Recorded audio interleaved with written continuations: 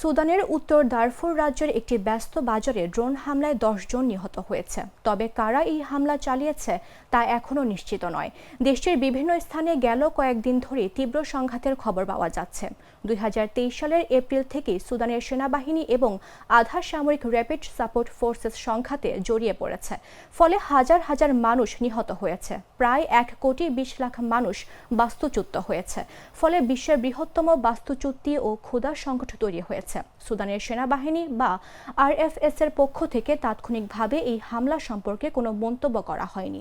দক্ষিণ কর্ডোফান এবং রাজ্যের রাজধানী কাদোগলিতে সংঘর্ষ তীব্র আকারে ধারণ করেছে। সেখানে গত সপ্তাহে সেনাবাহিনী নিয়ন্ত্রিত শহর থেকে পালানোর চেষ্টা করার সময় ড্রোন হামলার 8 জন নিহত হন।